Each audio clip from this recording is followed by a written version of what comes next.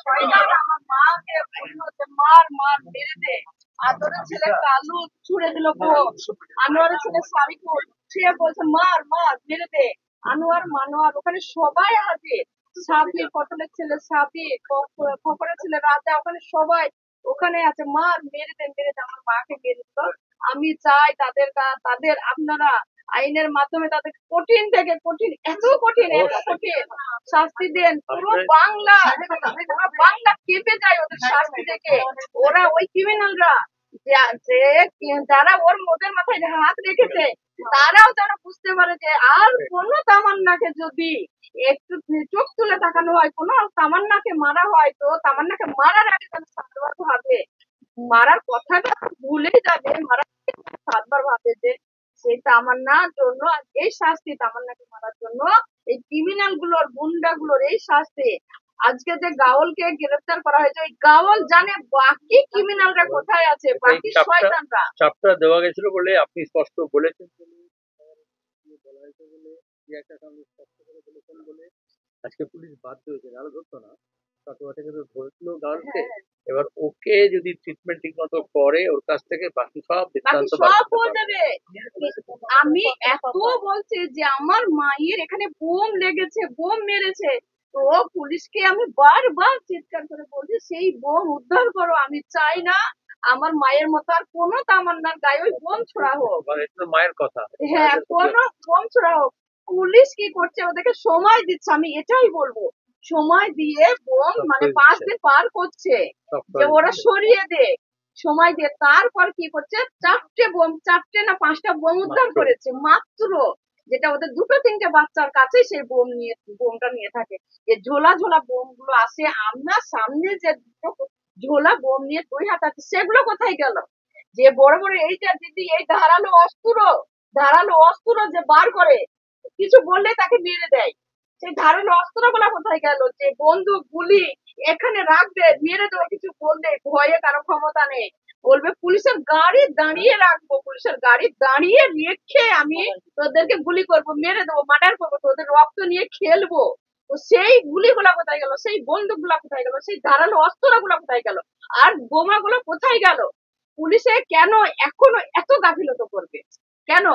Police গাওল ওই শয়তানের মানে মাথা আমার কি করব বুঝতে পারছি না। যে ওই শয়তানের নাম নিতে যেয়ে, ওই গাওল শয়তানের নাম নিতে যেয়ে ওই শয়তানকে এমন ভাবে পিটিয়ে পিটিয়ে, ওই শয়তান সব জানে কোথায় বাকি ক্রিমিনাল আছে, গাজুর রহমান আছে, মানে সমস্ত ক্রিমিনালদের ওই শয়তান জানে। ওই শয়তান সাবির কোথায় আছে, পটলের ছেলে সাবির, খবরের ছেলে রাজা কোথায় আছে, সমস্ত ক্রিমিনালের খবর ওই শয়তান জানে। কেন একই সঙ্গে ছিল, আমরা একটু শুনেছিলাম একই সঙ্গে প্রত্যেকটা ক্রিমিনাল একই সঙ্গে ওই শয়তানের সঙ্গে আছে, ওই শয়তানের সঙ্গে। তো শয়তানকে পিটালেই পাওয়া যাবে বোমা, অস্ত্র, বন্দুক, গুলি, ক্রিমিনাল সব ওই শয়তানই জানে কোথায় আছে। এই অস্ত্র ক্রিমিনাল পুলিশকে দিয়ে তো ভয় পাইয়ে দেওয়া তো লোকে বলতে পারে না। আপনাকে তো আমরা সেলাম জানাতে এসেছি যে আপনি সাহস করে সবটা বলেছেন এবং এটা তো লোকে জেনেছে, তাতে পুলিশ বাধ্য হয়েছে, না তো ধামাচাপা দিয়ে দিয়েছে। আমরা প্রথম থেকে আমরা ওই দাবিটাই করছি যে যত অস্ত্র আছে, বোমা আছে, সব উদ্ধার করতে হবে, যত ক্রিমিনাল তাকে ধরতে হবে, আর এদেরকে একেবারে উদাহরণের মতো শাস্তি দিতে হবে যাতে কেউ ভবিষ্যতে এরকম সাহস না করতে পারে।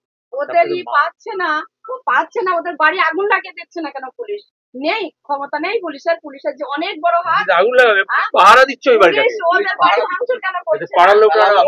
আজকে আমি আরেকটা কথা বলবো, এটা বলতে চাই যে আজকে যদি ওই টিএমসি পার্টির একটু হাতে টিএমসি পার্টি যদি হাতে একটু লাগতো, যদি ওরা নিজেই মারতো হাতে, তো বলতো সিপিএম পার্টি মেরে সিপিএম পার্টির মা বোনদের উপর অত্যাচার করে তাড়িয়ে দিয়ে ঘর দুয়ার ভাঙচুর করে লুটপাট করতো ওই শয়তানের দলরা। পুলিশ কিচ্ছু বলতো না, বলতো যে তুমি আমার গাউলকে মেরেছো, আমার আনোয়ারকে মেরেছো, এমন করতো। পুলিশ কিচ্ছু করতো। আজকে তামান্নাকে মেরেছে, শুধু তামান্নার মা বাবা দিদিকে ভোট দেয়নি। তামান্না হয়তো ভবিষ্যতে দিদিকে ভোট দিত না, কে বলতে পারে? দিদি গ্যারান্টি দিতে পারবে না, আমি পারবো যে তামান্না ভবিষ্যতে হয়তো দিদিকেই পছন্দ করতো। যেহেতু তামান্না প্রতিবাদী, যে প্রতিবাদ করে তাদেরকে ভালোবাসে, শ্রদ্ধা করে, যে এইটুকু বুঝবেন, যদি বিদেশ ভালো ভালো নার্স ডাক্তার মেয়েদেরকে দেখে পুলিশ, তো তামান্নার ভালো লাগে, তাদেরকে শ্রদ্ধা করে, ফোনে দেখে ভিডিও দেখে ওতে শ্রদ্ধা করে। তাহলে দিদি ভবিষ্যতে যে দিদির পাশে দাঁড়াবে, এটা কে বলতে পারে? হতেই পারতো, হতেই পারতো সেই তামান্নাকে ওরা কেড়ে নিল। ওর হাতের লেখা? হ্যাঁ, সব ওর হাতে, সব আমার মায়ের হাতে। ওই যে ছবিগুলো, ওই যে ওইগুলো চরিত্রগুলো সব মেয়ে করেছে, সব ওই কাগজের ফুলগুলো বানিয়েছে, সব তামান্না করেছে। তামান্না গাদা গাদা স্মৃতি রেখে গেছে, ওইটুকু তামান্না 9 বছর পেরোয়নি। সামনের জন্মদিন জুলাইয়ের আকাশের জন্মদিন, জুলাইয়ের আকাশে তামান্নার জন্মদিন। আমার মেয়ে এত বুদ্ধিমতী, আমাদের হাদিসে বলেছে যে কেক টেক কাটতে নেই। তো বলছে, মা তুমি তো আমাকে এমনি পায়েস বানিয়ে দাও। ওর আপু যখনই বাড়ি আসে কেক খেতে ভালোবাসে, কেক নিয়ে আসে, আমাকে আগে কেক এনে দিবা না পরে কেক এনে দিবা, সেই দিন দিবা না। পায়েস আগে বানিয়ে দিবা না পরে বানিয়ে দিবা, সেই দিন দিবা না। আমার মা, আমার ওই ফুটফুটি ছোট্ট মা, এত বুদ্ধিমতী, মানে সব দিকে খেয়াল। সে যে শুধুই খেলা করেছে নিতে পেরেছে এটা নয়, সে সংসারের কাজ, পড়াশোনা, সে সব দিকে তার খেয়াল। ওই জন্য মনে হচ্ছে ওই এক প্রতিবাদী মেয়ে হতো, নামাজ পড়া, কোরআন শরীফটা হয়নি, আর একটা পেজ হলে কোরআন শরীফ মানে পড়তো, খতম হয়ে যেত। হ্যাঁ, মানে যার কাছে পড়ছিল সে হুদাসীন অসুস্থ হয়ে গেল, ওই জন্য আর পড়াশোনা হয়নি। ওই যে সাদা ওড়না, ওই ওড়না দিয়ে এমন করে ঘুরিয়ে পেঁচিয়ে ওড়না বাঁধতো, বেঁধে নামাজে দাঁড়াতো, একবারে সোনার মতো চাঁদের মতো মুখটা, একবারে মুখটা দেখে একবারে জানতে। ওর আব্বু বলতো, খাগো তুমি যেমন তরকারি ই করো, এত ই করছো না, মুখটা দেখে মানে নজরে আসতো যে আমার মেয়ের মুখে এত সুন্দর লাগছে, আমার ফুরফুরি ফুলের মতো মেয়েটার মুখে এত সুন্দর লাগছে। আমি আবার বলবো, পুলিশের গাফিলতি, একদম একদম পুলিশের গাফিলতিতে এখনো প্রশ্রয়ে এখনো কিন্তু ওই বোম উদ্ধার হলো না। ওই কটা বোমে হবে মোলান্ডে, আর কত তামান্নাকে মারতে চাই।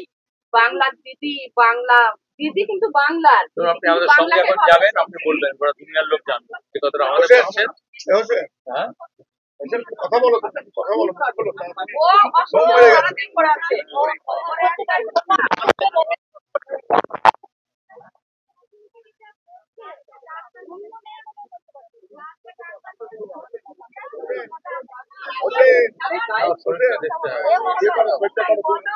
আমাদের মা চলে গেছে, আর কোনো মা না যায়।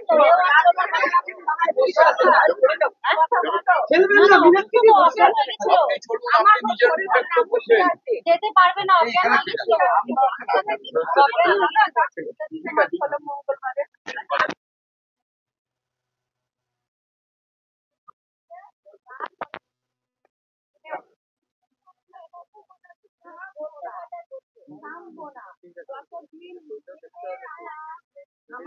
একদিনে শাস্তি হবে না, অনেকদিন লড়তে হবে, একদিনে শাস্তি হবে না।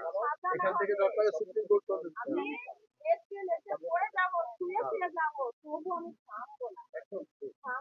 বোঝা গেছে। আমরা টাকা দিয়ে কিনতে চেয়েছিল, টাকা দিয়ে কিনতে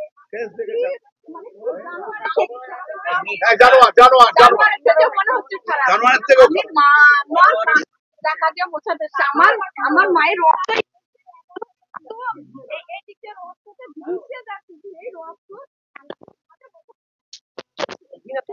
টাকা দিয়ে, টাকা না রক্ত দাও, টাকা না রক্ত দাও। আমার মা রক্ত দিয়ে গেছে, গোলাম দিয়ে সাফ করার জন্য, গোলাম দিয়ে সাফ করছে। এখন বলছে যে এখান থেকে আমাদেরকে নিয়ে চলো, তামান্নার মতো আমাদেরকে মেরে দেবে। ওর সঙ্গে যে বাচ্চারা খেলতো, সেই বাচ্চারা ভয়ে বার হতে পারছে না, কেউ বলছে জ্বরে, সেই দিন থেকে জ্বরে পড়ে আছে। অবস্থা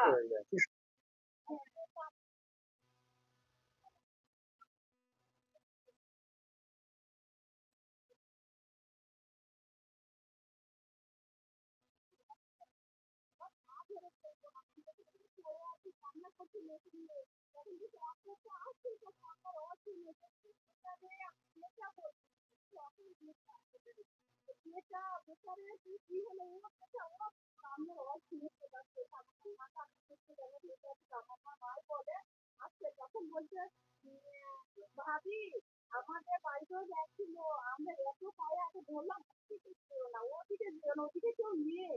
ও ওদেরকে পাঁচ দশজন জন ধরে চলে আসছে, এমন চলছে।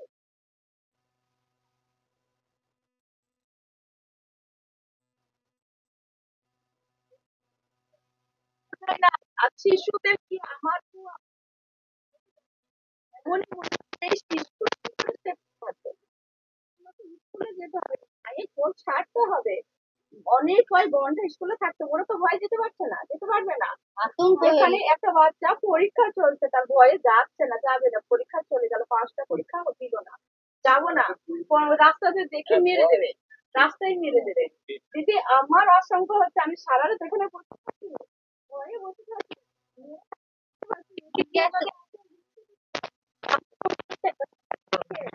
হ্যাঁ, যে তুই ওদের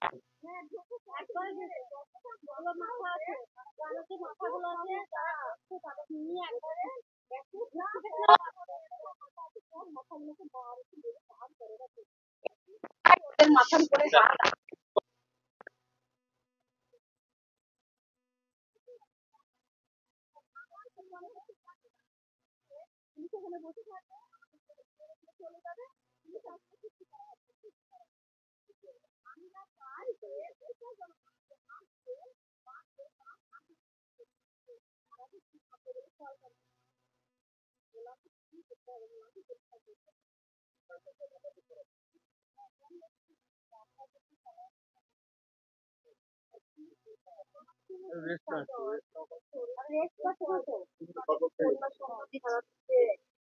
পারছে না, ওরা পারছে না, ও পারছে না। কত পারবে বলে 6 দিন থেকে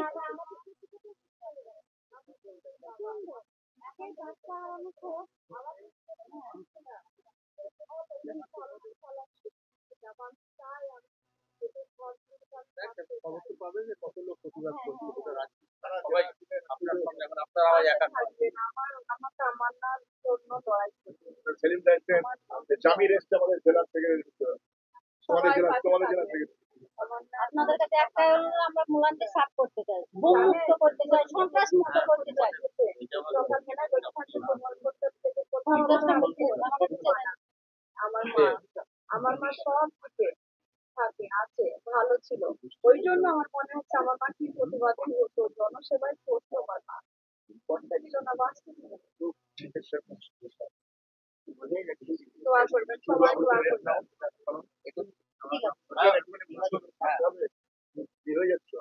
অধিকতর তাই হয়, সতেরোই মাত্র সন্তান বলছে কথা কথা করে না। ওই বোনটাকে মেরে দিয়ে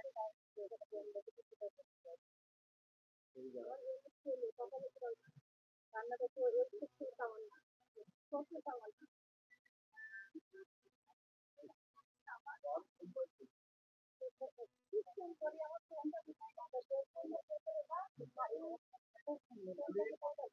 এর কাছে আছে কোনটা কই,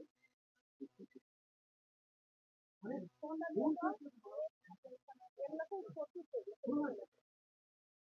মা আমার কোনটা দিয়ে কি বলো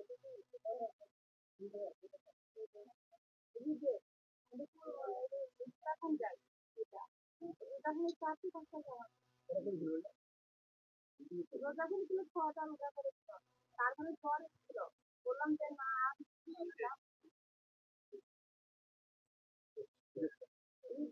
কোরবানি থেকে আজকে শাড়ি পরবে,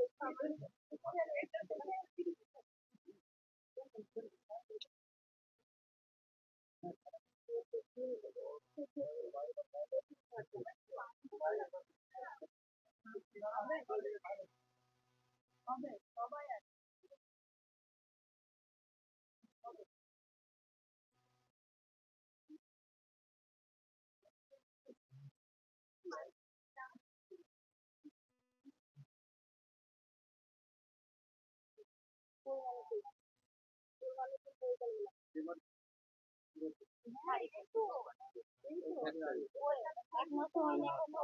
সকালে বইখানে শাড়ি সকালে বইখানে শাড়ি পরছে, এটা পাইপ খাচ্ছে, তাই ভালো আছে, পাইপ খাচ্ছে, সব লোক করেছে।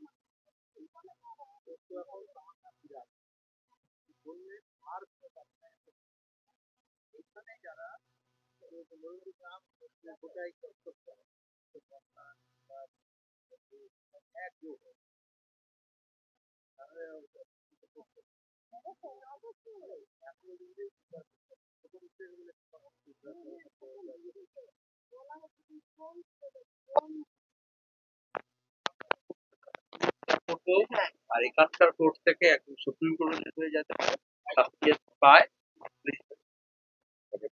ঠান্ডা চলবে না। এই ভিডিওটিকে লাইক করুন, আপনার গুরুত্বপূর্ণ মতামত কমেন্টের মাধ্যমে আমাদের জানান এবং আমাদের চ্যানেলের ভিডিও সবার আগে দেখার জন্য ইউটিউবে গণশক্তিকে সাবস্ক্রাইব করুন, ফেসবুকে ফলো করুন এবং শেয়ার করুন আপনার পরিচিতদের মধ্যে। আমাদের চ্যানেলে আপলোড হওয়া ভিডিও নোটিফিকেশন পেতে বেল আইকনটি ক্লিক করতে ভুলবেন না।